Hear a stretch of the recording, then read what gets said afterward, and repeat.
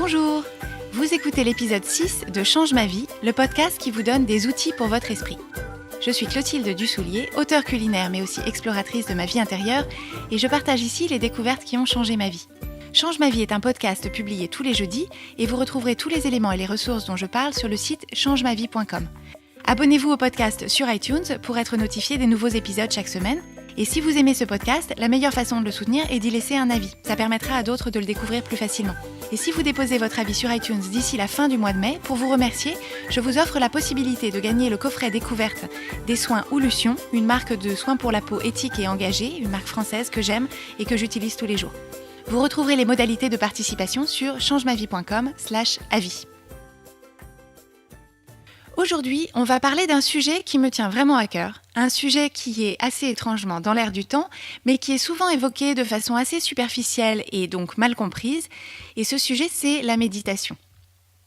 Il y a beaucoup de clichés et de représentations caricaturales qui circulent sur la méditation, surtout en Occident, alors que c'est un sujet vraiment passionnant et important qui nous concerne tous, pas seulement les yogis et les moines tibétains.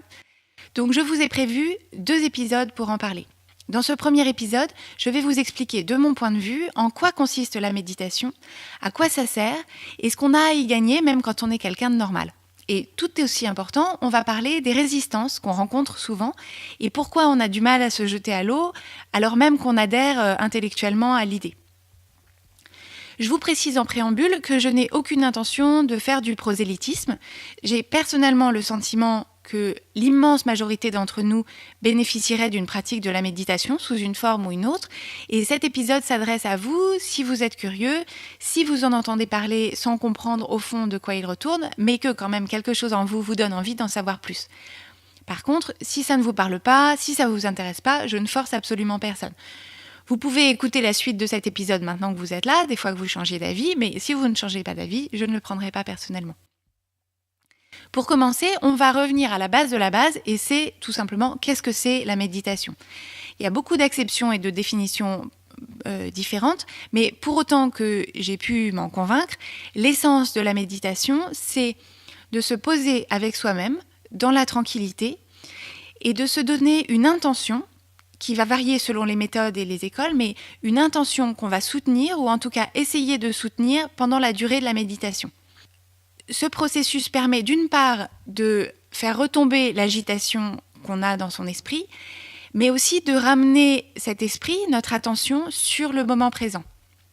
Si vous y réfléchissez 2 minutes, vous vous apercevrez que le gros de nos journées, on les passe soit dans le passé, les souvenirs qu'on se remémore, les conversations et les situations qu'on se rejoue, qu'on repasse en boucle, les trucs qu'on nous a dit, qu'on aurait voulu dire, qu'on n'aurait pas voulu dire, soit dans le futur, on anticipe, on projette dans des situations à venir, on planifie, on se fait du souci, on échafaude différents scénarios. En faisant ça, en étant soit dans le passé, soit dans le futur, on passe complètement à côté du ici et du maintenant, comme si ce n'était qu'une sorte d'étape transitoire, une sorte de portail entre le avant et le bientôt, alors que, pour être tout à fait clair, et sans vouloir être dramatique, l'instant présent, c'est littéralement tout ce qu'on a. La seule chose qui existe vraiment, pour moi, pour vous, c'est la réalité de notre expérience, là, tout de suite, là, maintenant. Vous en train d'écouter ce podcast, moi en train de l'enregistrer pour vous. Tout le reste n'a d'existence que sous forme de projection dans nos têtes. Ce qui s'est passé il y a 1 heure, ce qui se passera dans 1 heure. Et on est tellement câblé comme ça que prendre dans sa journée un petit moment, même court, même 5 minutes, une parenthèse où on fait pause, on ralentit pour se poser avec soi-même, sans distraction, pour recentrer son attention sur le moment présent, ça a un pouvoir de transformation vraiment important.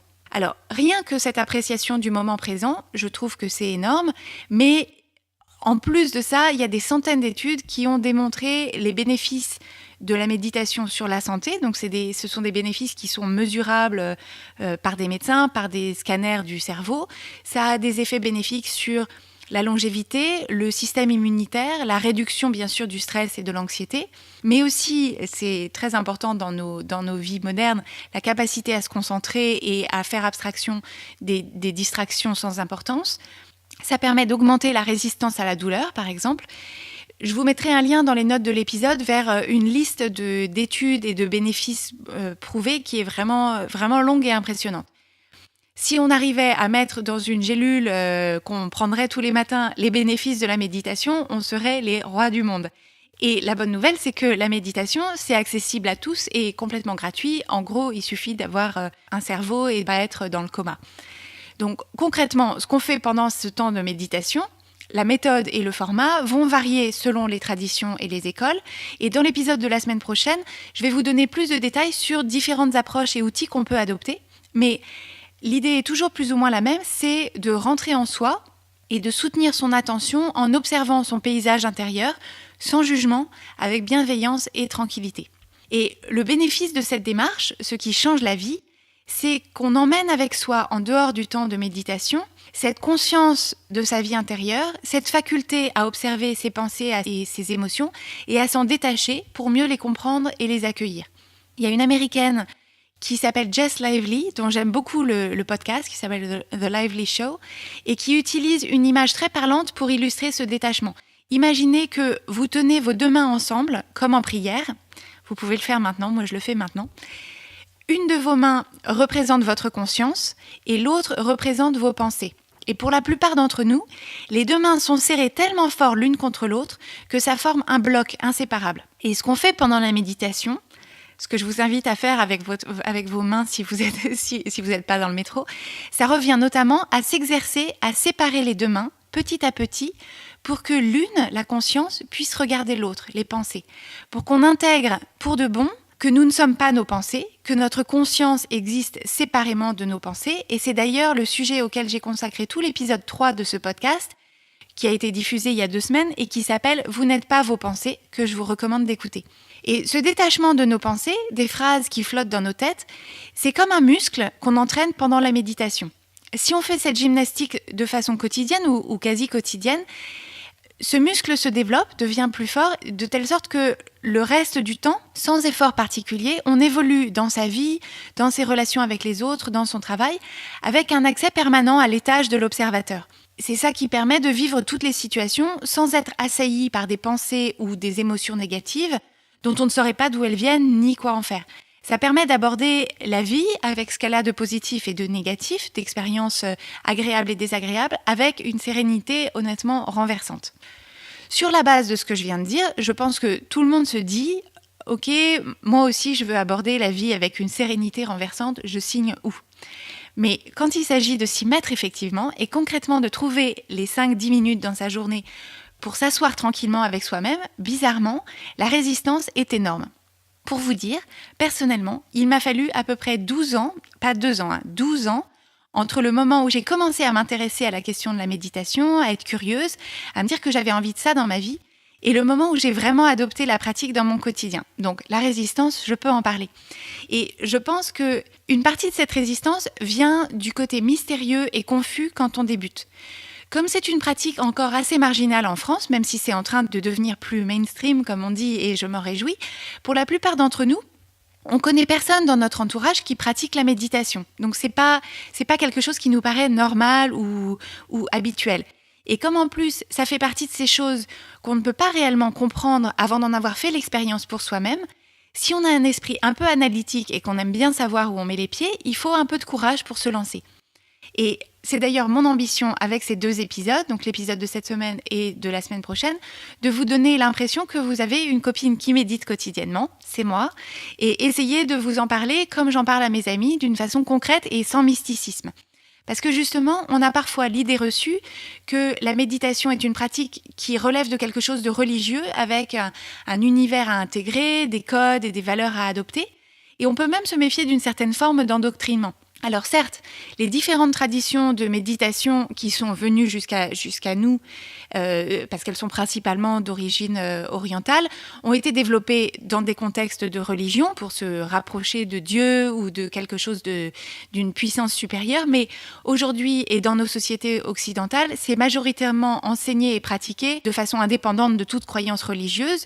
C'est plus une sorte de croyance en nous-mêmes et en nos capacités intérieures, ce à quoi je pense que tout le monde peut adhérer.